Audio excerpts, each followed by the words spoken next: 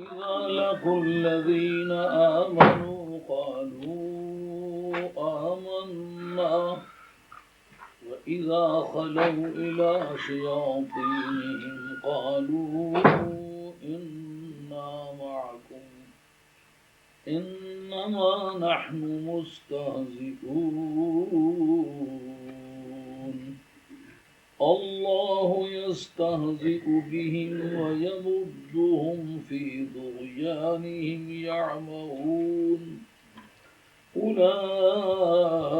الذين اشتروا الضلالة بالهدى فما ربحت تجارتهم وما كانوا مهتدين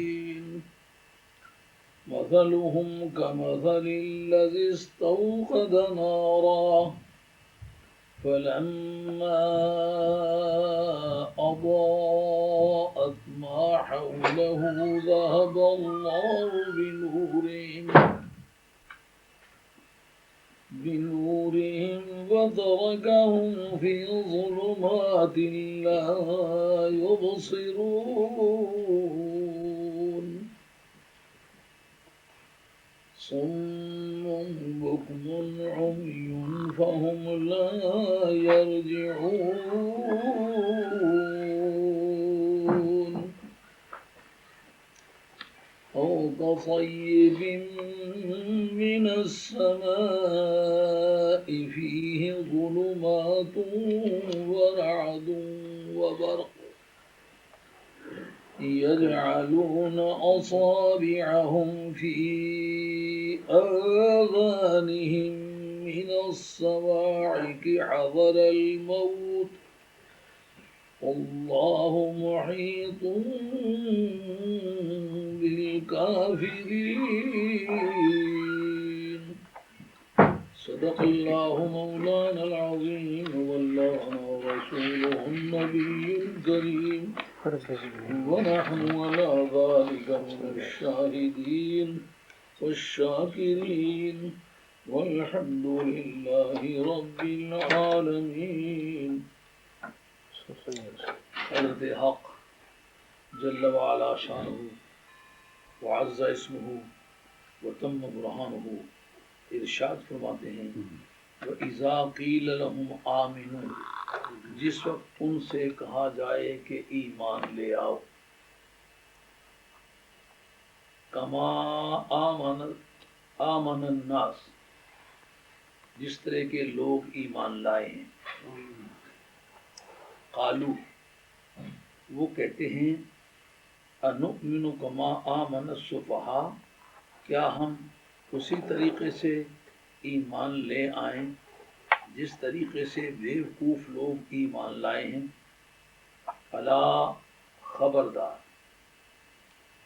انہم هم السفہاء وہی بیوقوف ہے ان کے سوا کوئی بیوقوف ہے ہی نہیں ولکن لا یعلمون لیکن وہ جانتے نہیں اپنی جہالت سے بھی بے خبر ہیں وَإِذَا لَقُوا الَّذِينَ آمَنُوا قَالُوا آمَنَّا اور جس وقت ان لوگوں سے ملیں کہ جو ایمان لائے تو کہتے ہیں کہ ہم ایمان لے آئے ہیں وَإِذَا خَلَوْا إِلَى شَيَاطِينِهِمْ لیکن جس وقت وہ اپنے شیطانوں کے ساتھ تنہا ہوتے ہیں اپنے بدکار اور آوارہ گرد اور گمراہ کن لیڈروں کے ساتھ تنہائی میں مل بیٹھتے ہیں الخلوت و الہ کے معنی کسی کے ساتھ تنہائی میں مل بیٹھتے قالوا انا معکم تو کہتے ہیں ہم تو واقعی حقیقی طور پر تمہارے ساتھ ہیں انما نحن مستہزئون ہم تو ان سے صرف مذاق کرنے والے ہیں ہم تو صرف ان سے مذاق کرتے ہیں اس میں فاعل عربی زبان میں اکثر بمانے پریزنٹ انڈیفینٹ ٹینس استعمال ہوتا ہے ہم تو صرف ان سے مذاق کرتے ہیں یہ معنی ہے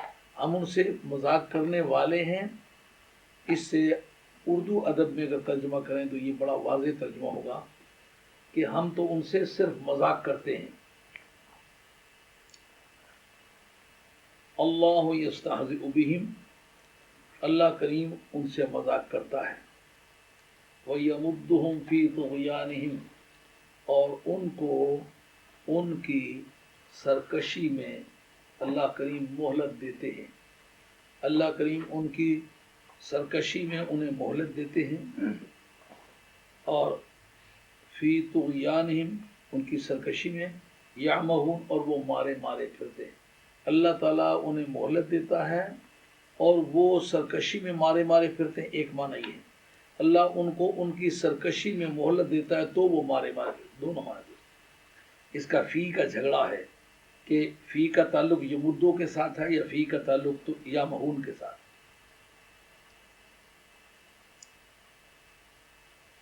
اولئک الذین اشتروا الضلالۃ بالہدی یہ وہی لوگ ہیں کہ جنہوں نے ہدایت کے بدلے گمراہی خرید لی ہے.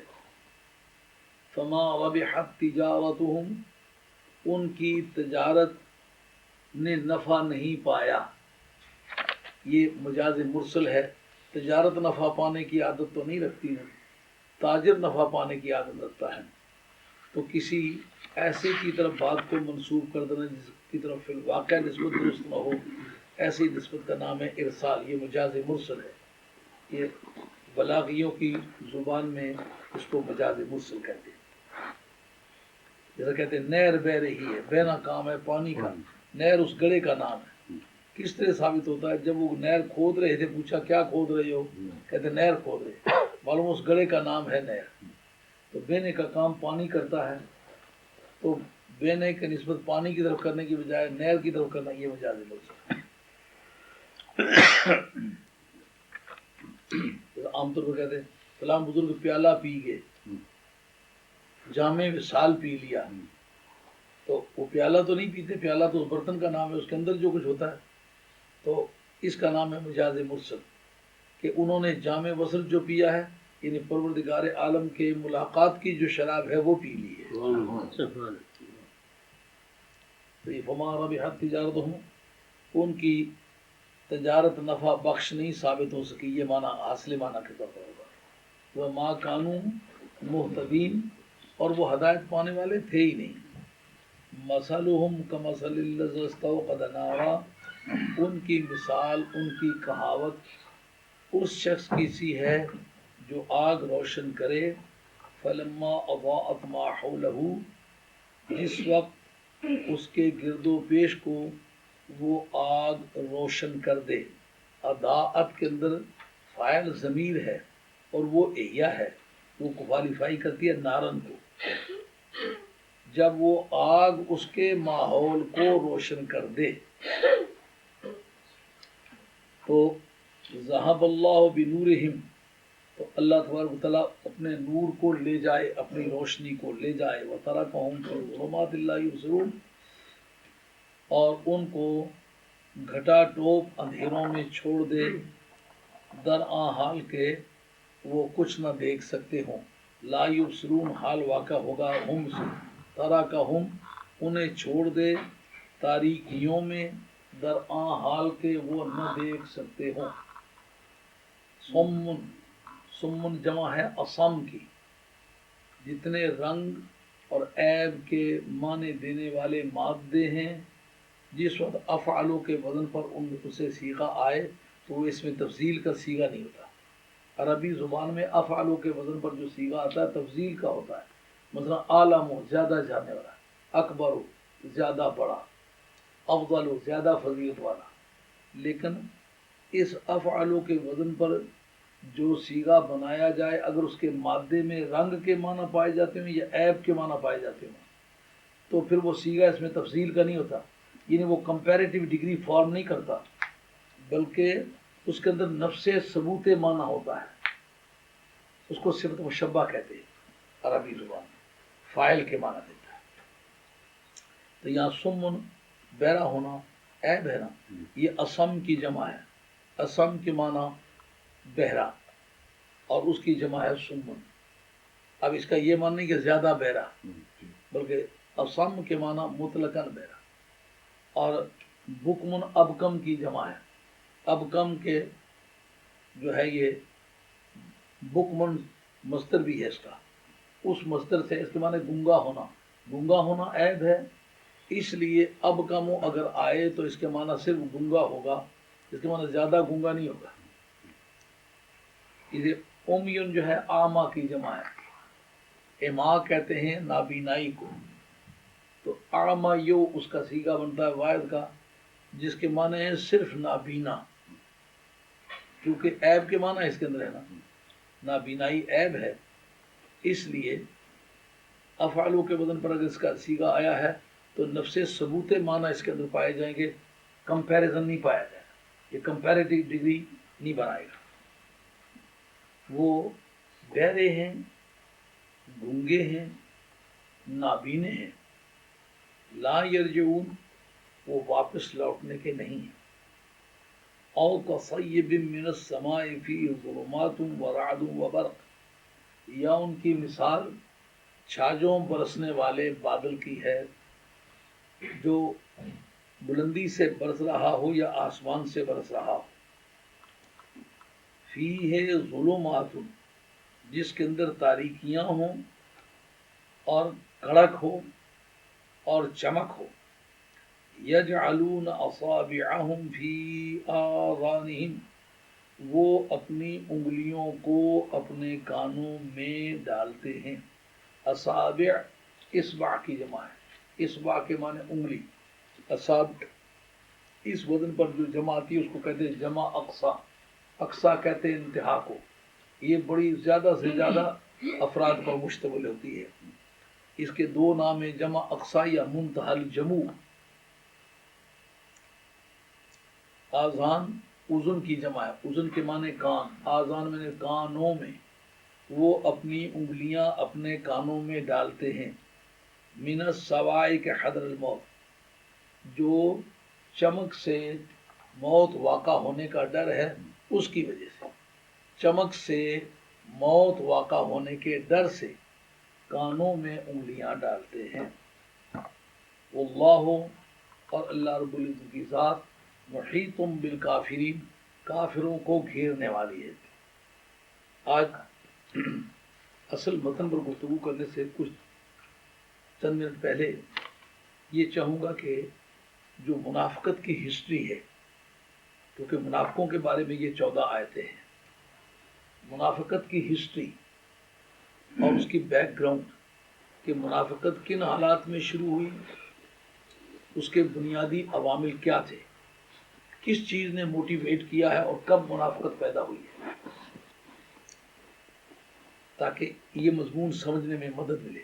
لیکن ہے وہ اس وقت جو منافقین کی ہسٹری ہے وہ اس وقت ہمارے متن سے ریلیونٹ نہیں ہے، براہ راست وہ اس کی کامنٹری نہیں ہے، اس وقت صرف وہ ایک مددگار کے طور پر اس کی ضرورت محسوس ہوتی ہے کہ منافق کا لفظ استعمال ہوتا ہے، کلمہ پڑھنے والا تو اس کا پتہ چل گیا کہ تمام انسانوں سے سب سے پہلے حضرت سیدہ خدیجہ کبریٰ نے کلمہ پڑھا تھا، اور اس کے بعد حضرت مولا مرتضیٰ نے پڑھا تھا، اس کے بعد حضرت زید بن حارثہ نے پڑھا تھا، لیکن جو باہر کے لوگ تھے ان میں سے حضرت صدیق اکبر رضی اللہ عنہ ذات پاک نے سب سے پہلے پڑھا تھا، یا امام حنیفہ رضی اللہ عنہ کہتے ہیں تطبیق جو جھگڑے پڑے اور کشمکش دیکھی تو آپ نے مردوں میں سب سے پہلے صدیق اکبر نے پڑھا، اور عورتوں میں سب سے پہلے خدیجہ کبریٰ نے پڑھا، اور بچوں میں سب سے پہلے حضرت مولا مرتضیٰ نے پڑھا، اور غلاموں میں سب سے پہلے حضرت زید بن حارثہ نے پڑھا،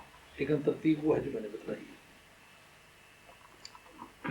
تو مومن کی بھی تاریخ پتہ چل گئی، کافر کا پتہ چل گیا کہ کافر بھی جو فوراً انکار کر بیٹھے، کفر وہاں سے شروع ہو گیا، ایمان وہاں سے شروع ہو گیا۔ منافقت کے بارے میں کہ یہ پچر کہاں سے لگی، کب لگی، یہ پہلے جاننے کی بات ہے کہ مکہ شریف میں کوئی منافق نہیں پیدا ہوا۔ منافقت کی بنیاد کیا تھی کہ جس وقت کوئی برسر میدان مقابلہ کرنے کی پوزیشن میں نہیں ہے، لیکن اصل میں اس کے دل میں جو حضور سرور عالم صلی اللہ تعالی علیہ وآلہ وسلم کی بدخائی ہے، اس کو وہ چھوڑ نہیں سکا، تو اپنے کفر کو چھپا کے بظاہر مسلمان ہونے کا اعلان کر دیا۔ اس سے منافقت شروع ہوتی ہے، اس کا نام منافقت ہے۔ اندرونی طور پر کافر ہونا اور ظاہری طور پر مسلمان ہونا، اس طرح کا سیاسی دباؤ مکہ شریف میں شروع نہیں ہوا، اس لیے مکہ شریف میں منافقت کی ضرورت پیش نہیں آئی۔ لیکن مدینہ طیبہ جو خدا کی کائنات میں افضل ترین شہروں میں سے ہے، بعض اہل علم کے نزدیک مکہ شریف سے بھی مدینہ طیبہ کا شہر افضل ہے، اور وجوہات اس پر قرآن گراؤنڈس ملتی ہیں جو ثابت کرتی ہیں کہ مدینہ طیبہ کا شہر افضل ہے۔ اس شہر میں منافق پیدا ہوئے۔ اندازہ کریں، اچھی سے اچھی جگہ میں برے سے برا انسان پیدا ہو سکتا ہے، اور بری سے بری جگہ میں اچھے سے اچھا انسان پیدا ہو سکتا ہے۔ جیسا ابو جہل کے گھر جناب اکرمہ پیدا ہوئے، لیکن یہ وہ اکرمہ نہیں ہے جو خارجی ہیں، وہ تابعین میں سے، اور وہ حضرت عبداللہ بن عباس کے شاگرد ہیں۔ یہ اکرمہ جو ہے یہ ابو جہل کا بیٹا ہے، اور مخلص ترین مسلمان ہے، مخلص ترین صحابی۔ یہ عبداللہ ابن ابی جو رئیس المنافقین چوٹی کا منافق ہے، ان کے بیٹے کا بھی نام عبداللہ ہے۔ جب اس سے منافقت پوری طرح ظہور میں آئی تو تلوار لے کے مدینہ طیبہ کے راستے میں کھڑا ہو گیا، کہا نہیں داخل ہونے دوں گا تمہیں، قتل کروں گا تم نے نبی پاک علیہ السلام کے یاران باوفا کو کمینہ کہا ہے۔ تو سرکار نے سواری فرمائی تو انہوں نے داخل ہونے دیا۔ تو ایک برے سے برے آدمی کے گھر میں اچھے سے اچھا آدمی پیدا ہو گیا۔ اس کی بیک گراؤنڈ یہ ہے کہ نبی پاک علیہ السلام کے ہجرت کے چند سال پہلے مکہ شریف میں مدینہ طیبہ کے کچھ لوگ، دو مشہور قبیلے تھے، ایک کا نام خزرج تھا، ایک کا نام اوس تھا۔ یہ جو رئیس المنافقین ہے یہ خزرج قبیلے کا تھا۔ اس قبیلے کے کچھ لوگ مسلمان ہوئے، اور مسلمان ہونے پر اس کو اعتراض ہوا۔ بنیاد کیا تھی؟ ان دنوں یہ لوگ لڑ لڑ کے تھک چکے تھے۔ یہ قبائل یمن سے آئے تھے۔ مدینہ طیبہ میں جو ذرائع پیداوار تھے، سورسز آف انکم، ان پر ان کی لڑائی شروع ہوئی۔ بڑھتے بڑھتے پھر ایسی ایسی عداوتیں بن گئی کہ قبرستانوں کے قبرستان ان کے میتوں اور ان کے مقتولوں کے بن گئے۔ تو پھر جب کبھی وہ ذکر کریں، پرانی جنگوں کا ذکر کریں، تو پھر بھڑک اٹھیں، ہم یوں کر دیں گے، ہم یہاں کر دیں گے، اور ایک دوسرے کی مار پٹائی کریں۔ لیکن لڑنا دراصل کوئی بامقصد بات نہیں ہے، خون ریزی کو بامقصد بات نہیں ہے۔ انسان یہ کرتے کرتے آخر تھک جاتا ہے۔ جب تھکے نا تو انہوں نے ایک دوسرے کے ساتھ دوستی کا ہاتھ بڑھانے کے لیے کوشش کی۔ اس پر ان کا اکٹھ ہو گیا کہ ہم ایسا کرتے ہیں کہ آپس میں کمپرومائز کرتے ہیں، دوستانہ حالات پیدا کرتے ہیں، اور ایک آدمی کو یہاں کے رہنے والوں میں سے اپنا رئیس چن لیتے ہیں، جس کو اپنا بادشاہ تسلیم کر لیتے ہیں، تاکہ آئندہ ہمارے درمیان خون ریزی اور قتل و غارت کا جو رجحان ہے یہ ختم ہو، اور یہاں کے رہنے والوں میں ایک امن و آشتی اور سر و محبت کی ایک فضا پیدا ہو۔ اس مقصد کے لیے، چونکہ یہ عبداللہ بن ابی جو تھا، عبداللہ بن ابی بن سلول، یہ جوان بھی بہت اونچا تھا۔ یہی وجہ ہے کہ حضرت عباس کا کرتا جب بدر کی جنگ میں پھٹ گیا تھا تو حضرت عباس بڑے جوان تھے، بڑے دراز قامت تھے، اور کسی کا کرتا ان کو پورا نہیں آیا۔ لڑائی کے دوران جب پکڑ دھکڑ ہوتی رہی تو کرتا پھٹ گیا، تو پھر اس عبداللہ بن ابی نے اپنا کرتا دیا تھا، اور جتنے بھی کرتے دیے ان کو کوئی پورا نہیں آتا۔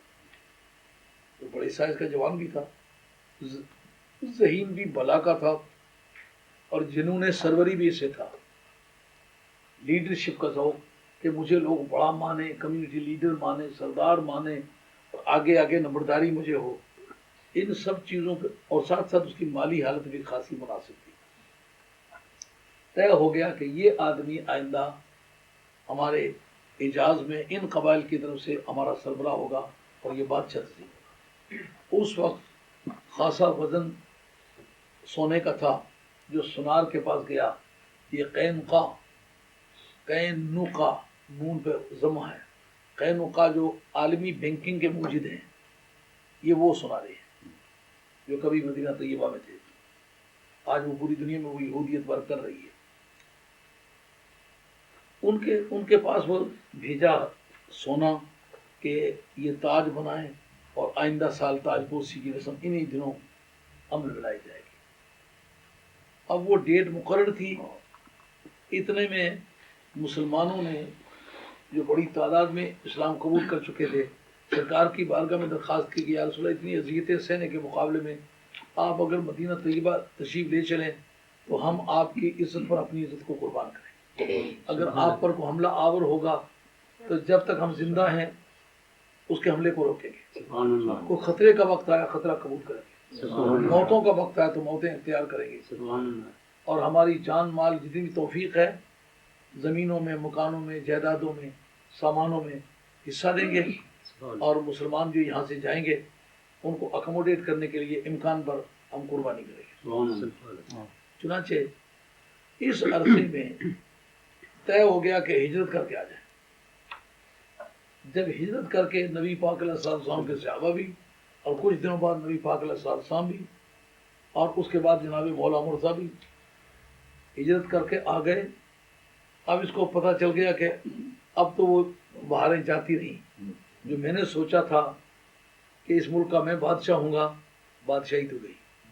کیوں کہ آتے ہی مسلمانوں نے کاروبار میں جو ہاتھ پاؤں مارنے شروع کر دیے، تو منڈیوں میں کاروبار کیے، مواخات بنائی گئی۔ حضرت عبد الرحمن ابن عوف رضی اللہ تعالیٰ عنہ سے ایک صحابی نے کہا میں مدینہ طیبہ کا امیر ترین آدمی ہوں، میری 2 بیویاں میں سے ایک تو پسند کر طلاق دے دوں اسے، اور میرے مکانات میں سے نصف میں تمہیں دیتا ہوں، نصف جائیداد بھی دیتا ہوں، جو میرے پاس سرمایہ نصف وہ بھی دیتا ہوں۔ لیکن نبی پاک کی تربیت دیکھیں کیسی حسین ہے۔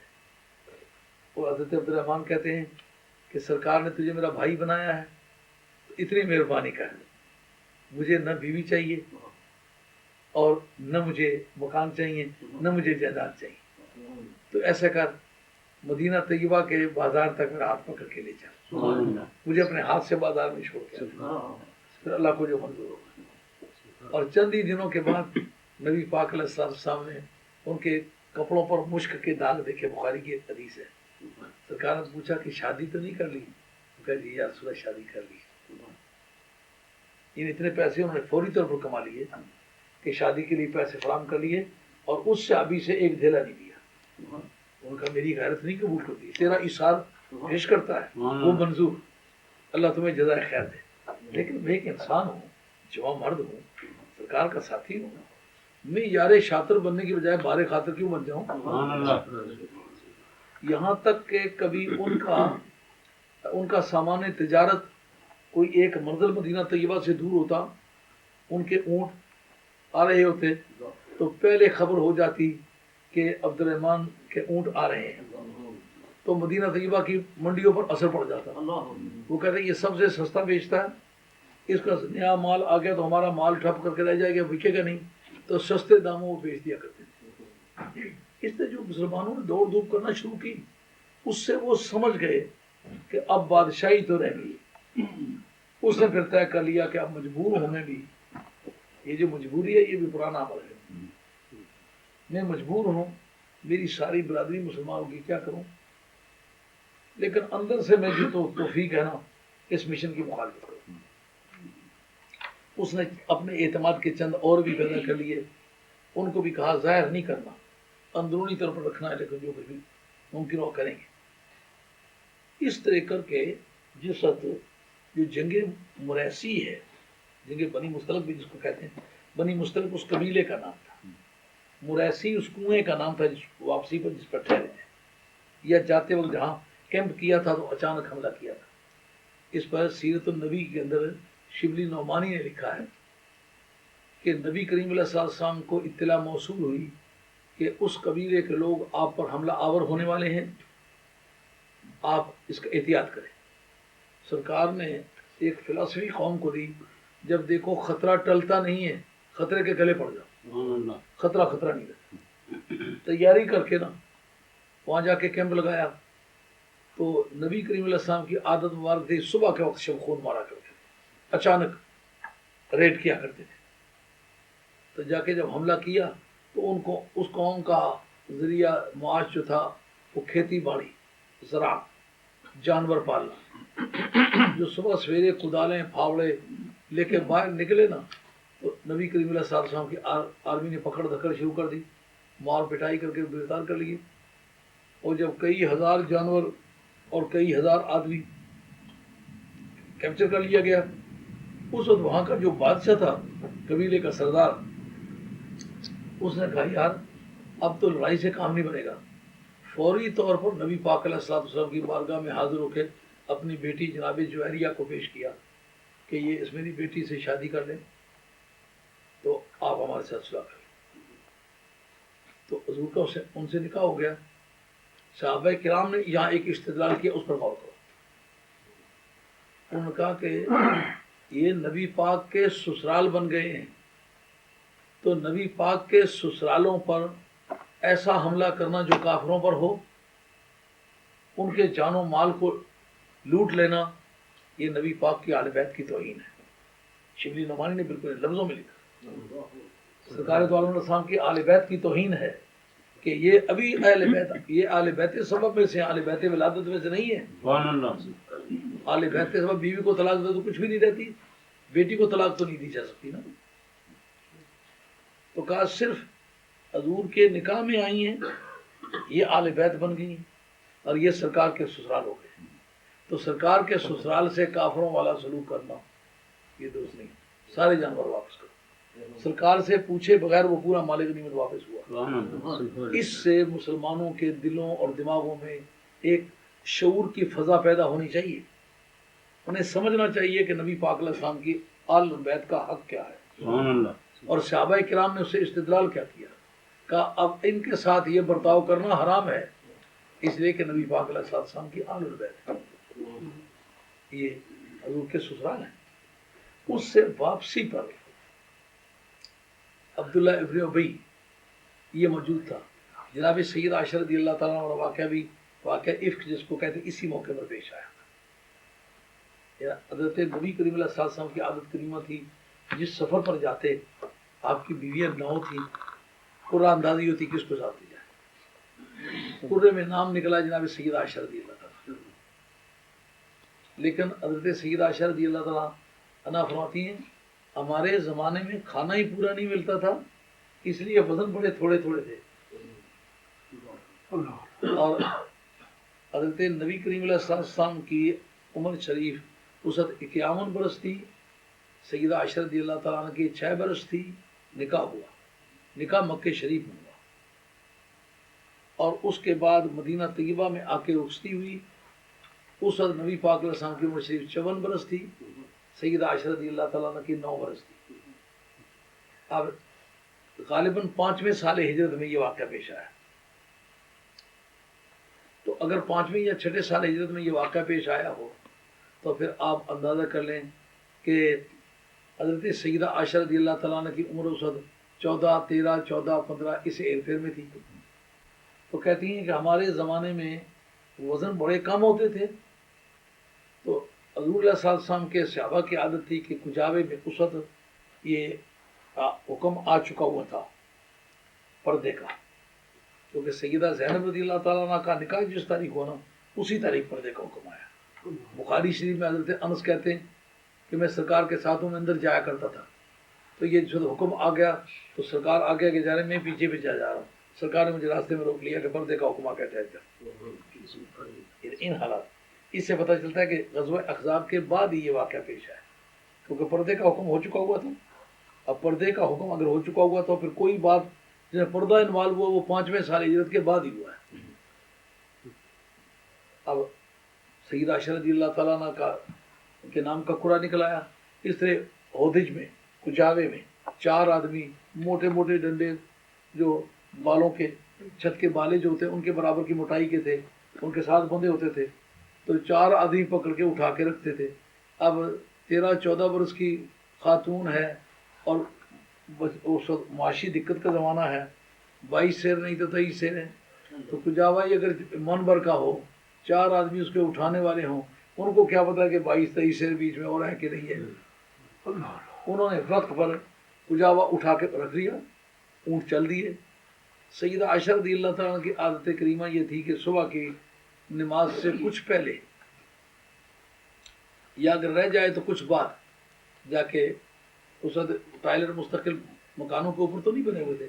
یہ بخاری شریف کی کتاب الطہارت کے اندر حدیث آتی ہیں، مسلم شریف کی بھی کتاب الطہارت کے اندر، مشکات شریف کے اندر بھی، کہ مکہ شریف میں مدینہ شریف میں آ کے ہم نے دیکھا کہ یہ ٹائلٹ چھت پہ بنانا یہ یہودیوں کا طریقہ کار تھا یہ بدعت، کسٹمر ہی لا کے دیتا تھا، مگر سرکار دور کے سامنے اس کو لیگلائز فرمایا کہ یہ بعد میں بنا. اس وقت ہم لوگ باہر کھیتوں میں جا کے پیشاب کیا کرتے تھے، اس لیے یہ ضرور تھی یا رات کے وقت جائیں یا صبح کے اندھیرے میں.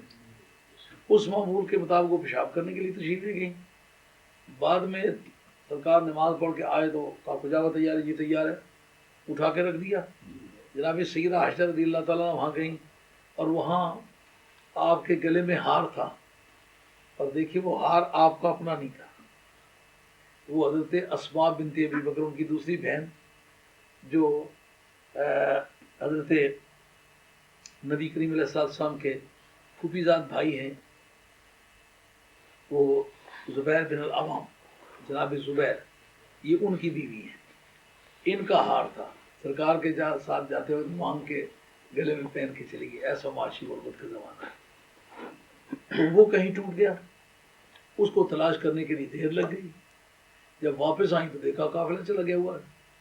ایک صحابی تھے جو کہ جسمانی طور پر جوڑے کی زندگی کے اہل نہیں تھے. ان کی عادت کریمہ یہ تھی کہ جب کہیں سے قافلہ چلا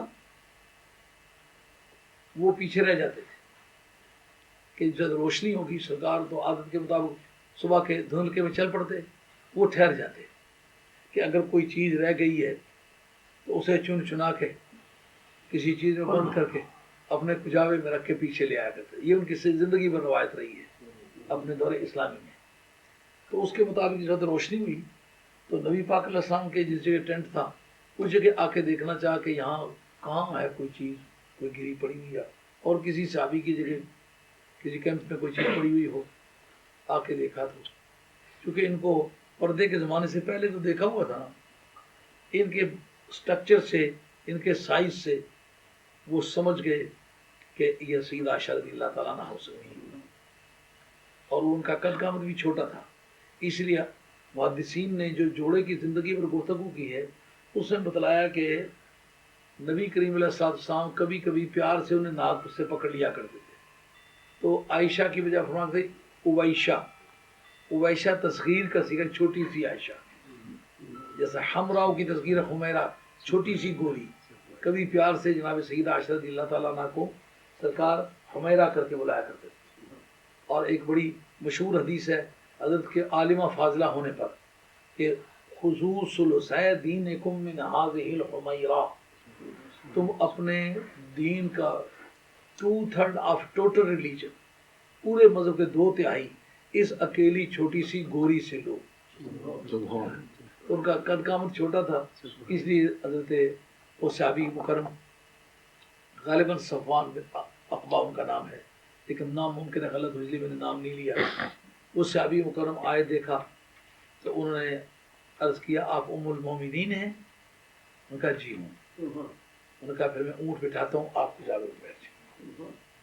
کجاوے میں بیٹھ گئیں، لے کے پہنچے. آگے عبداللہ ابن ابی نے یہ بات مشہور کر دی کہ سیدہ عائشہ رضی اللہ تعالیٰ عنہ کسی بدی میں مبتلا ہو گئی ہیں اور اس کے ساتھ آ رہی ہے جس کے ساتھ معاذ اللہ ثم والعیاذ باللہ بدکاری کی ہے. اب یہ راستے میں 2 آدمی، ایک مہاجرین میں سے اور ایک انصار میں سے، آپس میں لڑے. اس آدمی نے شور مچایا کہ او انصار میری مدد کرو، یہ بھوکے ننگے لوگ آ کر کے اب ہم سے لڑائیاں کرتے. اس مہاجر نے شور مچایا کہ میری مدد کرو. تو آپس میں لڑنے پر جو آمادہ ہو گئے تو عبداللہ ابن ابی اس وقت کھلا. یہ منافقت کے ظہور پذیر ہونے کا وقت ہے. حضرت نبی کریم علیہ السلام کی زوجہ مطہرہ کے متعلق حقیر رائے، حضور کی ازواج پاک کے بارے میں حقیر رائے، یہ منافقت کی ظہور کا ابتدا ہے. اس سے پتہ چلا آج اگر کوئی سیدہ عائشہ رضی اللہ تعالیٰ انگلی اٹھاتا ہے تو یہ پرانی منافقت کی جو ابتدا ہوئی تھی یہ آج یہاں بھی اس کی ابتدا ہو رہی ہے. دوسری ان کی کیٹیگری ہے اہل بیت کی. اہل بیت کی عیب جوئی پر زبان کھولنے کا وقت یہ منافقت کے ظہور کا وقت ہے.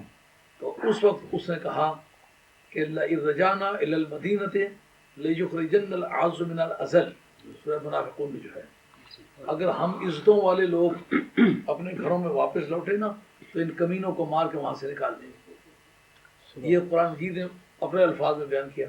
اس کے جو الفاظ تھے وہ یہ تھے کہ اگر ان پھٹے ہوئے کپڑوں والوں کو تم اپنا بچا کچا سالن اور بچے کچے ٹکڑے نہ دو تو یہ دوسرے دن بھاگ جائیں، یہ تم نے ان کو سر پہ چڑھایا، اگر تم نہ ہوتے تو یہ کبھی کے بھاگ گئے ہوتے۔ وہ جو باتیں انہوں نے تنہائی میں کی خدا نے ان کو کھول دیا۔ راستے میں حضرت زید بن ارقم رضی اللہ تعالیٰ عنہ نے حضور کی بارگاہ میں آ کے شکایت کی، یا رسول اللہ صلی اللہ علیہ وسلم یہ جملے بولے ہیں، تو وہ قسم کھا کے میں نے نہیں بولے۔ چند اور آدمی جو تھے اس کے بعد کے انہوں نے قسم کھا لی، انہوں نے کہا نہیں بولے۔ حضرت زید کو ڈانٹ بھی دی، یہ آل بیت کے دھڑے کے لوگوں میں سے۔ انہوں نے کہا یا رسول اللہ میں جھوٹا نہیں ہوں، میں سچ کہتا ہوں، میں غلط نہیں کرتا۔ میرے سامنے انہوں نے کہی، میں اکیلا تھا، میں ان کے ساتھ لڑنے کی میں نے ٹرائی کی لیکن یہ بہت تھے، انہوں نے مجھے مار پٹائی بھی کی ہے اور یہ الفاظ بھی بولے، اب میں جھوٹ نہیں کہتا۔ تو لیکن بہت سارے آدمی نے قسم کھا لی۔ سرکار نے قانون شہادت کی اسے ان کو ڈانٹا، لیکن بعد میں جس وقت سورہ منافقین میں وہ سورہ پورا راز کھول دیا گیا، اس وقت حضرت زید بن ارقم کی بڑی تعریف، تاکہ زید بن ارقم کی شہادت صفائی مولا کریم نے دی ہے، پاک زید کی۔ اور حضرت سیدہ عائشہ طیبہ طاہرہ سلام اللہ علیہا کی ذات پاک کی طہارت بھی سورہ نور کے اندر بیان کی، ان کی پاک نامی بیان کر کے مسائل صاحب۔ تو واپس آ کے پھر یہاں سے وہ سیاسی کشمکش شروع ہوئی اور مرتے دم تک جاری رہی، حتیٰ کہ وفات والے دن نبی کریم علیہ السلام جس وہ بڑا رئیس المنافقین عبداللہ بن ابی، تو اس کے بیٹے عبداللہ نے آ کے کہا یا رسول اللہ میرے باپ کا اگر آپ مہربانی فرمائیں جنازہ پڑھا چلتے ہیں۔ جناب فاروق اعظم جا کے کھڑے ہو گئے، ان کا یہ نہ پڑھتا ہوں نہ پڑھنے دیتا ہوں، نہ پڑھتا ہوں نہ پڑھنے دیتا ہوں۔ لیکن سرکار نے فرمایا اس کا ایک احسان ہے، میرے چچے کو اس نے کرتا دیا، چچا بھی اس وقت اس کے مسلمان ہونے کا کوئی ثبوت نہیں، دینے والا بھی کسی کام کا نہیں۔ اگرچہ محققین کی تحقیق یہ ہے کہ اس سے پیشتر وہ پہلے اندرونی طور پر مسلمان ہو چکے ہوئے تھے لیکن اسلام کا اظہار نہیں کیا تھا، کافروں کے ڈر کی وجہ سے، سیاسی دباؤ کی وجہ سے ان کے ساتھ تھے۔ پھر بات تو کرو نا علی کی، بچہ ہو کے نہیں ڈرا، ابھی خاندان کے کسی اور آدمی نے اسلام نہیں قبول کیا، اسے قبول کر لیا اور ڈنکے کی چوٹ پر رہا، ایک دن بھی نہیں چھپایا۔ چچا ہے بدر والی جنگ میں لڑنے آیا، اندرونی طور پر مسلمان ہے، لیکن یہ چند محققین کی تحقیق ہے، باقی سارے کہتے ہیں بعد میں مسلمان ہوئے ہیں۔ کرتا ان کا پھٹ گیا تھا، عبداللہ ابن ابی ان کے سائز کا آدمی تھا، اس نے کرتا دیا، ان کو پہنا دیے۔ جس کا کرتا ہے وہ منافق ہے، جس کو پہنایا گیا ہے اب اس کے اسلام کا کوئی پکا ثبوت نہیں ہے، لیکن نبی پاک کے خون کے ساتھ رشتہ داری ہے، اس وجہ سے سرکار نے کہا اس کا احسان ہے، اس کا بدلہ اتارنا ہے۔ جا کے نماز پڑھ دی، یہ صحیح نہیں ہے کہ نہیں پڑھی۔ انہوں نے کہا تھا میں نہ پڑھتا ہوں نہ پڑھنے دیتا ہوں، لیکن کہا ہٹ دے تو مجھے پڑھنے دے، وعدہ کیا۔ اس کے بعد پروردگار عالم رفا فلا تصلی علی احد منهم مات ابدا ولا تقم علی قبره انهم كفروا بالله ورسوله وماتوا وهم فاسقون۔ آئندہ جو عمر کا فیصلہ ہے یہ جناب عمر کے موافقات ہیں، قرآن مجید کی وہ آیات جو فاروق اعظم کی حمایت میں نازل ہوئی ہیں ان کو کہتے ہیں موافقات عمر یا موافقات عمر، دونوں طریقے سے یہ مستقل سبجیکٹ ہے تفسیر میں۔ موافقات عمر ان میں سے آئی ہے۔ اس کا کیا مطلب نکلا؟ نبی پاک کا جو منکر ہے اس بے ایمان کا جنازہ بھی نہیں پڑھنا چاہیے، اس کی قبر پر بھی نہیں جانا چاہیے، اس کے ساتھ مکمل بائیکاٹ۔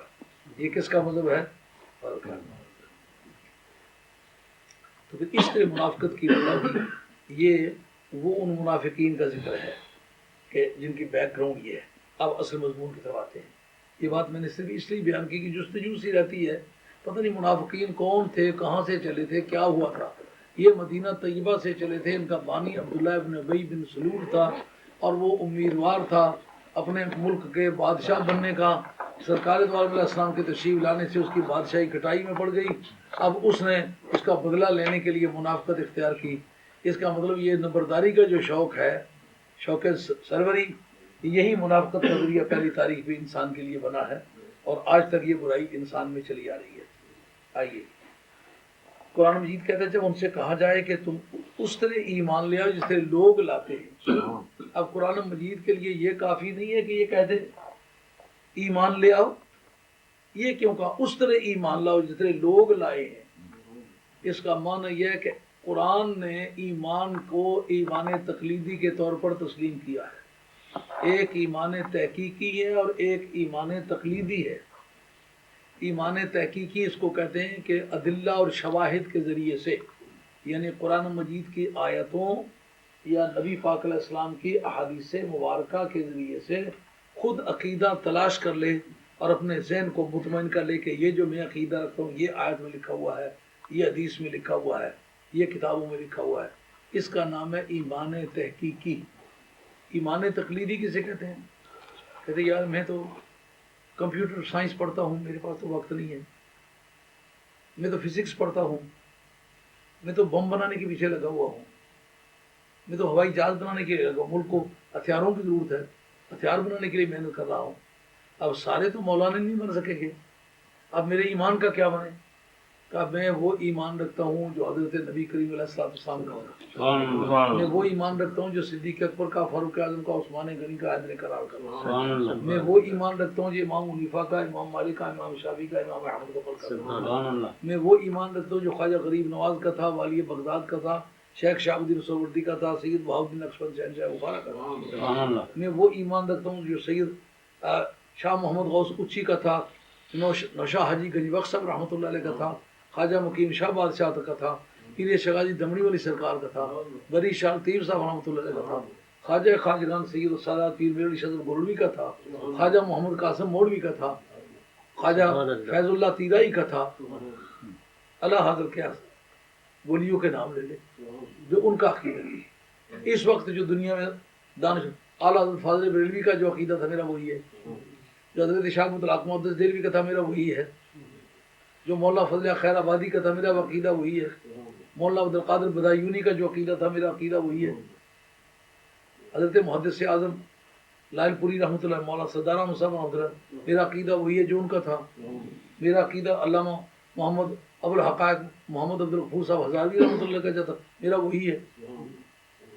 اس کا نام ایمان تقلیدی ہے۔ اس کا ثبوت تو یہ تم اسی پر پھرتے، یہ ہمارے بزرگوں کا یہ عقیدہ تھا، ہمارے بزرگوں، اس کا جواب لاؤ۔ وہ کلمہ پڑھ رہے ہیں، ضروریات دین کا اقرار کر رہے ہیں، رب کہتا ہے اس طرح ایمان لاؤ جس طرح یہ لائے، ان کے پیچھے چلو عقیدے کیوں بھائی؟ ایمان تقلیدی کا مطالبہ خود قرآن نے کیا یا نہ کیا؟ اور اس کو آج علماء دیوبند کے اکابرین میں سے ہر ایک نے تصدیق کیا، ان میں خاص طور پر مولوی اشرف علی صاحب تھانوی، اتنا ثابت اس کے اندر بھی لکھا، یہ دونوں کتابیں کتابخانے میں یہاں موجود ہیں۔ لکھا کیا ہے کہ ایک آدمی مر گیا، اصحاب کشف نے دیکھا کہ منکر اور نکیر آ گئے، اس کا تلفظ یاد رکھیں، اس فرشتے کو منکر نہیں کہنا، منکر، عام واعظین اور اردو کے ذریعے سے دین سمجھنے والے منکر نکیر کہتے ہیں، منکر فرشتہ کوئی منکر نہیں ہے، منکر مانے انجان، جس کو دیکھا بھالا ہوا نہیں، ایسی شکل سمجھ میں نہیں آتی، آگے کوئی دیکھی ہوئی مانوس ہی نہیں ہے، غیر مانوس کے معنی ہے، منکر نہیں ہے، منکر، منکر اور نکیر آئے، اس سے پوچھتے بتا تیرا خدا کون ہے؟ انہوں نے کہا میں سرکار والی بغداد شہنشاہ جیلان کا دھوبی ہوں یا نائی ہوں۔ انہوں نے کہا ہم تم سے پوچھتے ہیں تمہارا اسلام دین کون سا ہے؟ انہوں نے کہا بتلایا جو غوث پاک کا میں نائی یا دھوبی ہوں۔ ہم پوچھتے ہیں تمہارا رسول کون ہو؟ انہوں نے کہا بار بار پھر پوچھتے سوال، میں نے اکیلی بات تمہیں کہہ دی ہے کہ میں غوث پاک علیہ جناب رحمۃ اللہ کا نائی ہوں یا دھوبی ہوں، اور کیا پوچھتے ہوں؟ وہ جو بھی سوال کر دے ایک ہی جواب دیتے۔ اس وقت ملائکہ نے اللہ کے حضور میں جا کے عرض پیش کی، مولا کریم وہ بندہ مرا ہے لیکن جو بھی سوال کرتے وہ کہتا ہے حضرت پیر دستگیر محمود عثمانی کا میں نائی ہوں یا دھوبی ہوں۔ انہوں نے کہا کہ یہ بات اس کی پہچان کے لیے کافی ہے، اس کے ساتھ سچے مومن والا سلوک کرو۔ کیوں کہ ایمان کی دو قسمیں، ایک ایمان تحقیقی اور ایک ایمان تقلیدی۔ وہ یہ بتانا چاہتا میرا وہ عقیدہ جو حضرت غوث ثقلین کا تھا. اس موقع پر ان کا ایمان کی دونوں قسمیں قابل تسلیم ہے، ایمان تحقیقی بھی اور ایمان تخلیقی بھی، لیکن اس کا اصل مصدر یہ ہے آمنو، ایمان لاؤ، کما آمن الناس، جتنے لوگ ایمان لائے ہیں. یہ لوگ سے مراد کون ہے؟ آل مدینہ، نبی پاک کے صحابہ کرام. اس کا مطلب یہ ہے کہ سچے لوگوں کا نام لیکن ان کا عقیدہ لاؤ. اب اگر ہمیں کہتا ہے یہ نا میں بہت پڑھا ہوا ہوں، تو ہم کہتے ہیں ہم پڑھے ہوئے تو ہو، لیکن تمہارا عقیدہ حضرت خواجہ غریب نواز والا ہے، شیخ شہاب الدین سہروردی والا ہے، حضرت غوث ثقلین والا ہے، سید بہاؤالدین نقشبند شہنشاہ بخارا والا ہے، یہ جو اولیاء اللہ کے باقی نام لیے ان والا عقیدہ تیرا ہے؟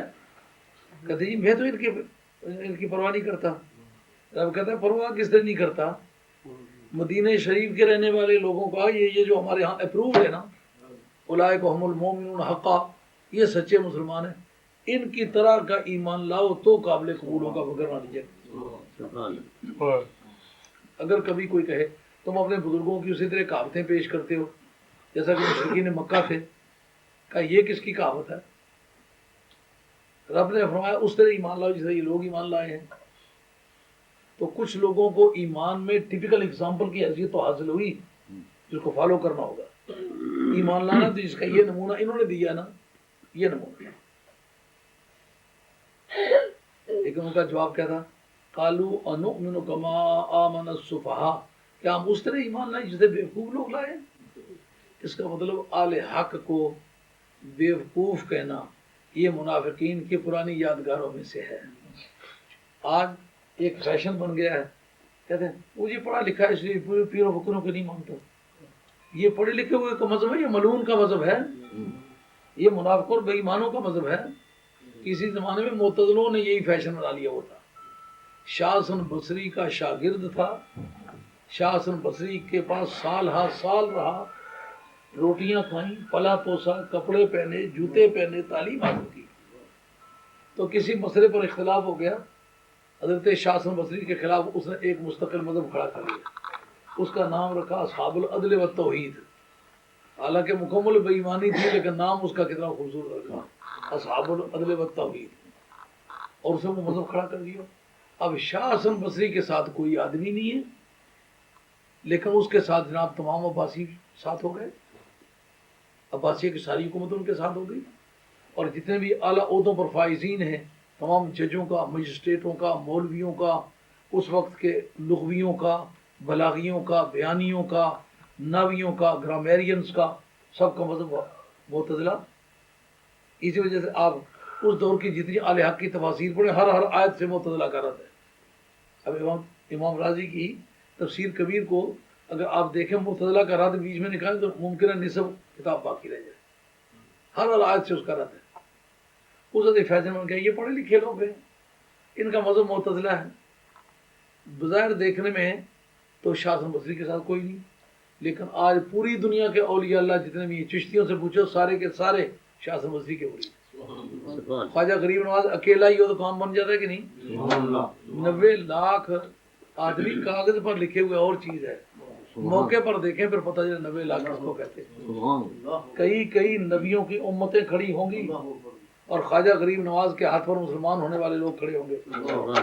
کئی امتیں مل کے نصف سے بھی کم ہوں گی. جی جناب شاہ حسن بصری کو اللہ نے یہ کریڈٹ دیا کہ پوری دنیا کے چشتی ان کے مرید. اگر اور کوئی بھی مرید نہ، ایک حضرت غوث الثقلین اکیلا ہی مرید ہے. کئی ارب لوگ پوری دنیا میں، ایسا کوئی خطہ ہے جہاں آپ جائیں جہاں کلمہ لوگ جانتے ہوں 11ویں نہ جانتے ہوں؟ اکیلی 11ویں تبلیغیوں کا مقابلہ کر رہی ہے کہ نہیں؟ شیعوں کا مقابلہ کر رہی ہے کہ نہیں؟ مرزائیوں کا مقابلہ کر رہی ہے کہ نہیں؟ ایک 11ویں اس کے لیے نہ چندہ کرنا پڑتا ہے، نہ کسی سے بھیک مانگنا پڑتی ہے. غوث پاک کا نذرانہ اکٹھا ہو کر پوری دنیا کے جھوٹے مذہبوں کے راستے میں دیوار بن کے آیا نا مزہ. اب شاہ حسن بصری کو واصل بن عطا جیسے بے ایمان ہو جانے پر کیا نقصان ہے؟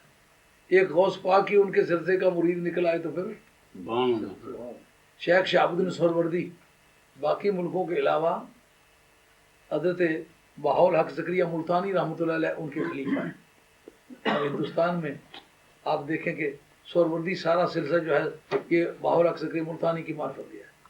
کبھی سندھ کے علاقے میں آپ وہ جو کشتی پڑتی ہے دریائے سندھ میں، جہاز ہے پورا 400 600 800 آدمی بیٹھتا اس میں، بیٹھے اس میں تو کرتے کیا ہے، جو کشتی چلنے لگتی ہے تو سب اونچی آواز سے کہتے غوث باول حق بھیڑا تک۔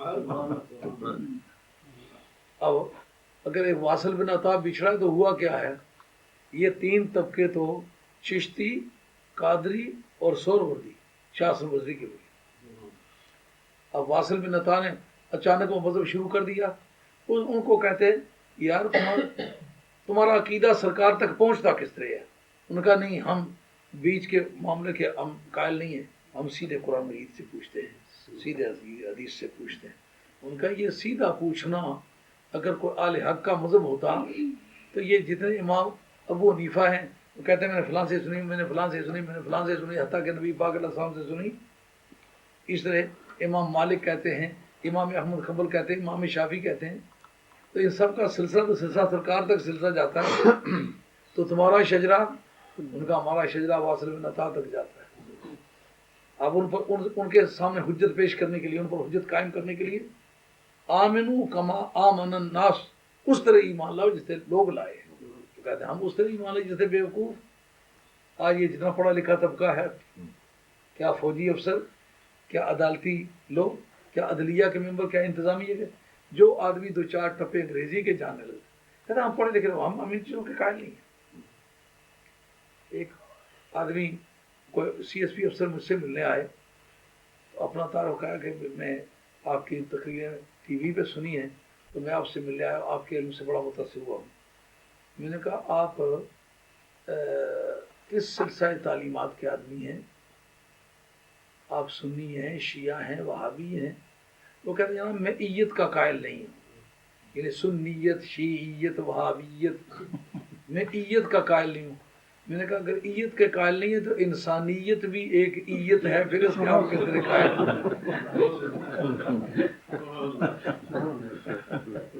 اب وہ گھبرانے لگے، یہ اٹکل پچو کئی کے سامنے مارا تھا نا۔ یہ مصدر جعلی بنانے کا طریقہ ہے، اس کو کہتے ہیں مصدر جعلی، یہ فن کی زبان ہے۔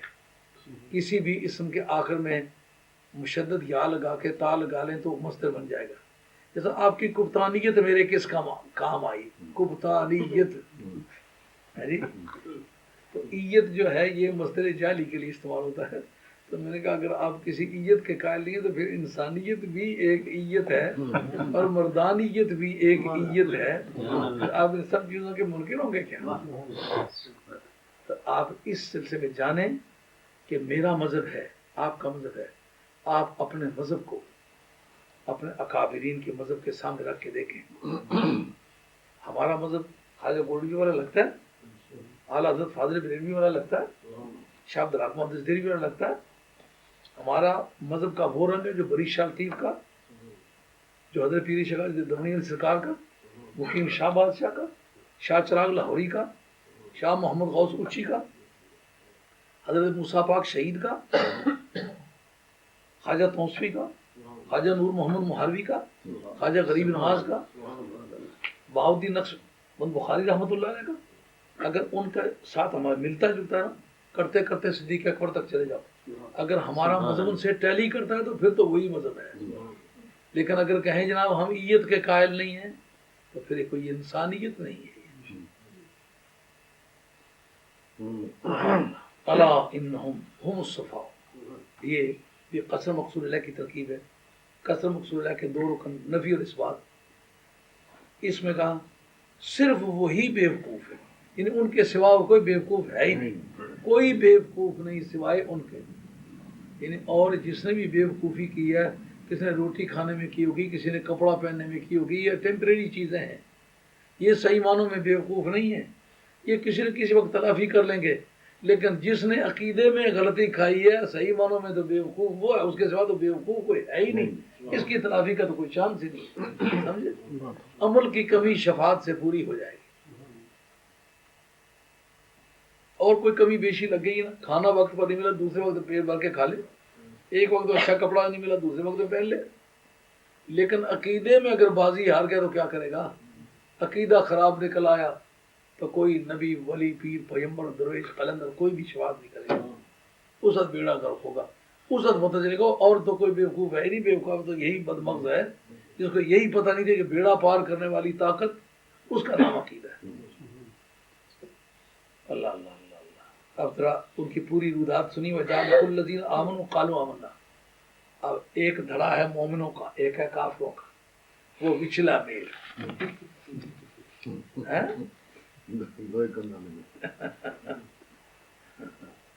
تو اب لوگ منڈی بہاؤالدین جا رہے ہیں تقریروں کے لیے، تو کچھ جاٹ بیٹھے ہوئے ہیں، وہ جا کے چنے کھیتوں سے اکھاڑ کے چھلانگ لگا کے تو کافی سارے چنے لے کے دوڑ کے پھر دوبارہ گاڑی میں سوار ہو جاتے ہیں۔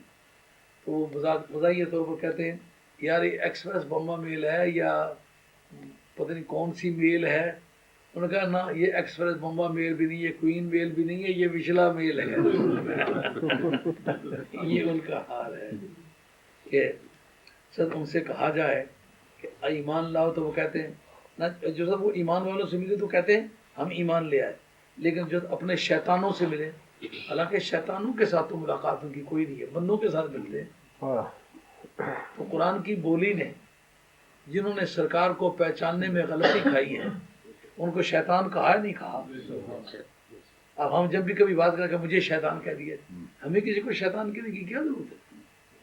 قرآن کہتا ہے جو عظمت مصطفیٰ کو پہچان نہیں سکا ہمارے کاغذات میں شیطان ہے، نہیں تو یہ تو دانایاں ندار تھے، ذہین ترین مانے جاتے تھے، بڑے بڑے چوٹی کے کاروباری تھے، لاکھوں پتی تھے۔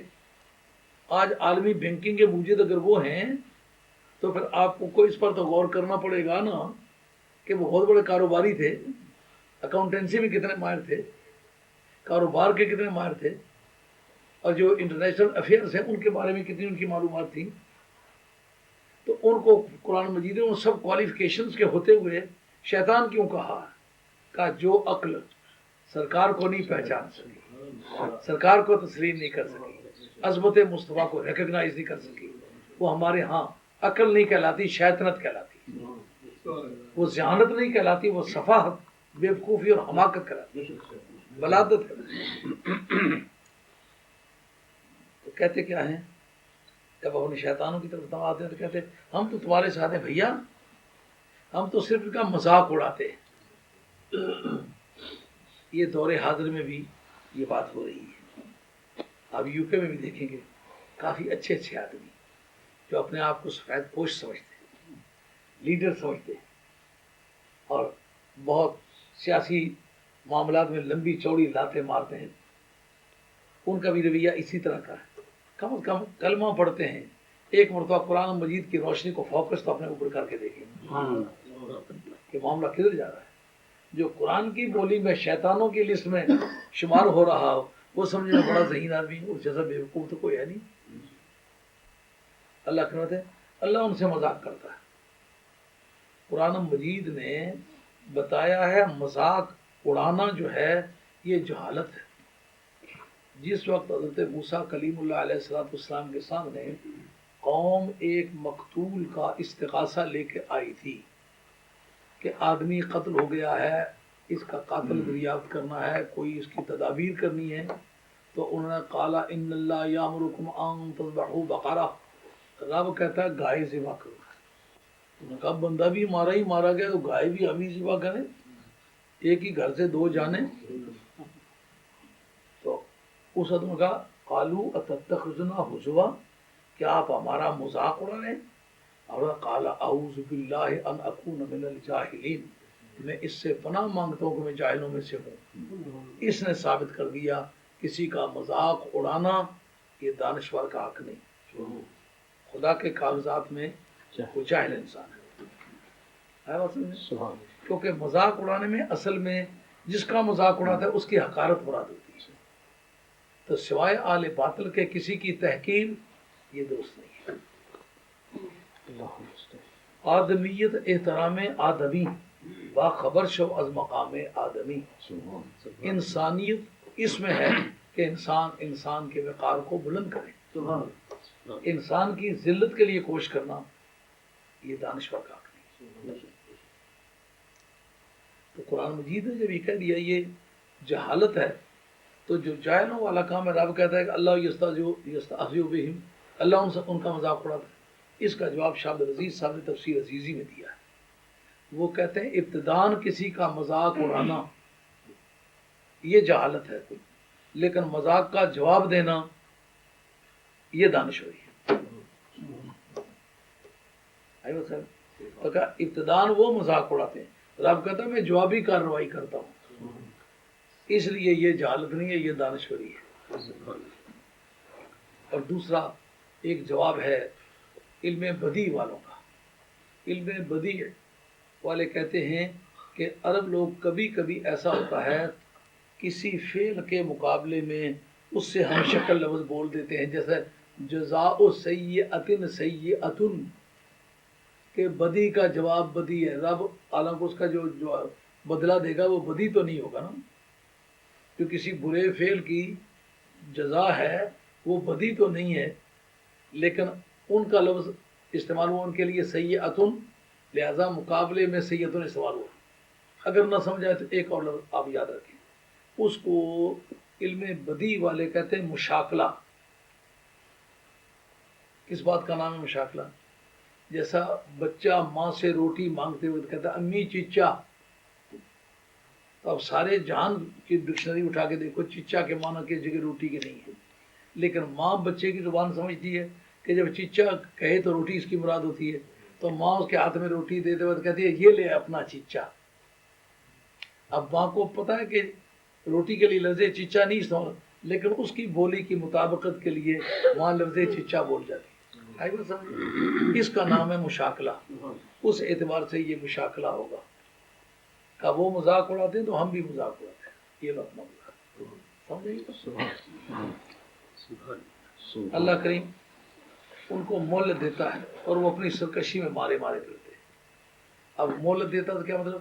ان کی صحتیں نہیں چھینتا، ان کے مالی وسائل نہیں چھینتا، ان سے جائیدادیں اور ان کے سیاسی اقتدار نہیں چھینتا، اور وہ بھاور کرنے لگتے اگر ہم غلط ہوتے تو ہماری یہ عزت ہوتی، ہماری یہ صحت ہوتی، ہماری یہ آمدنی ہوتی، ہماری اتنی جائیداد ہوتی۔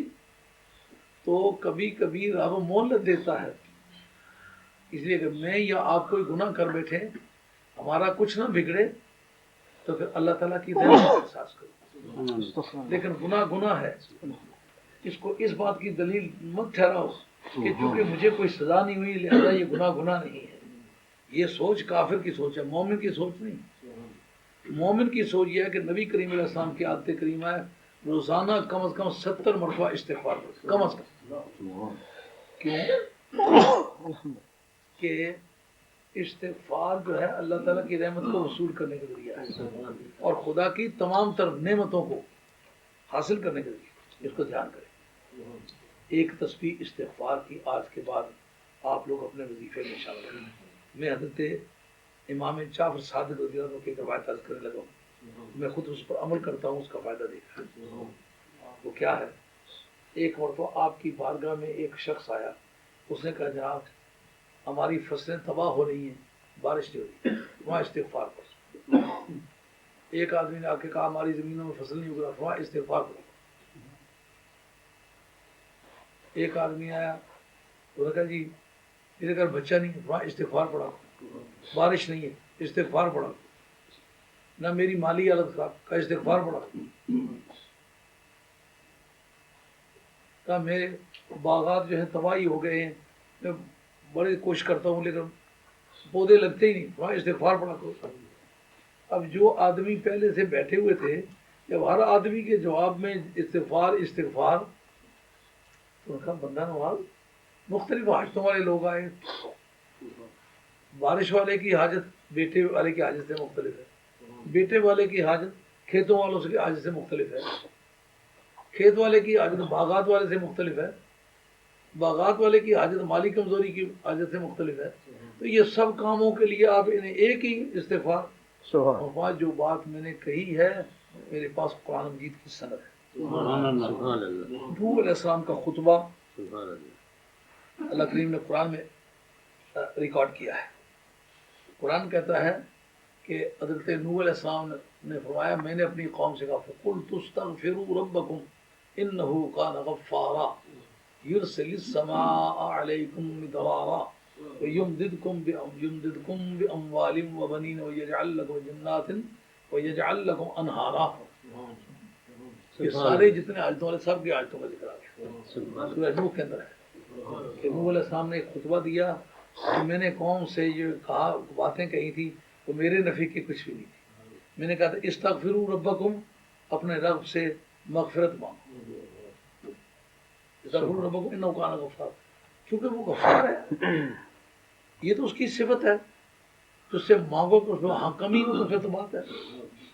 وَيُمْدِدْكُمْ بِأَمْوَالٍ وَبَنِينَ مالوں کے ذریعے سے بھی تمہاری امداد کرے گا بیٹوں کے ذریعے سے بھی امداد کرے گا. يُمْدِدْكُمْ بِأَمْوَالٍ وَبَنِينَ وَيَجْعَلْ لَكُمْ جَنَّاتٍ اور تمہارے لیے باغات بنا دے گا. يُمْدِدْكُمْ بِأَمْوَالٍ وَبَنِينَ وَيَجْعَلْ لَكُمْ جَنَّاتٍ وَيَجْعَلْ لَكُمْ أَنْهَارًا اور اللہ تعالیٰ نہریں جاری کر دے گا. يُرْسِلِ السَّمَاءَ عَلَيْكُمْ مِدْرَارًا اللہ کریم تم پر لگاتار بارشیں بھیجے گا. وہ جتنے حاجتوں والے تھے سب کو اکوموڈیٹ کرے گا. جو بات میں کہہ رہا ہوں میں نبی پاک کے گھر پیدا ہوا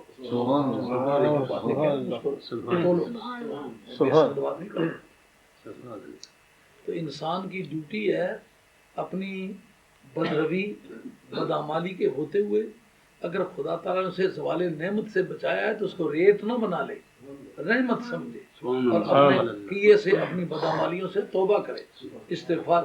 کوئی گناہ نہیں کیا استغفار کر کے دیکھو مالی کثرت ہوگی عزت کی وجاہت کی حالات کی بہترین سرائی کی. قرآن کہتا ہے اولئک الذین اشتروا الضلالۃ بالہدی. وہ اچھا نہیں 1 گھنٹہ ہو گیا ہے. اولئک الذین اشتروا الضلالۃ بالہدی انشاءاللہ اس سے اگلے بدھ کو اللہ کو منظور ہے. اور میرا خیال ہے کہ ایمان تقلیدی کے بارے میں بڑی واضح صورت آپ کی سمجھ میں آ گئی ہے اور یہ کہ مذاق ابتدان کرنے کا کیا حکم ہے اور جوابی طور پر اس کا جواب دینے کا کیا حکم ہے.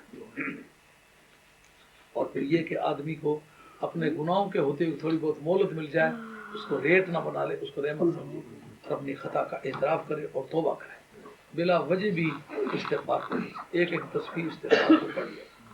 ہمارے ہاں جو پڑھی جاتی ہے سلسلہ علیہ قادریہ جیلانیہ میں وہ تو ہے کہ استغفر اللہ الذی لا الہ الا هو الحی القیوم واتوب الیہ واسألہ التوبہ. یہ میں خود اس کی تصویر پڑھتا ہوں آپ بھی اس کی تصویر پڑھ کے دیکھیں بہت عظیم فائدہ پہنچتا. اب اللہ کی بارگاہ میں دعا کرو. جی 70 مرتبہ نبی پاک علیہ السلام کم از کم زیادہ پڑھ لیا کرتے تھے لیکن کم از کم 70 مرتبہ روزانہ استغفار کرتے.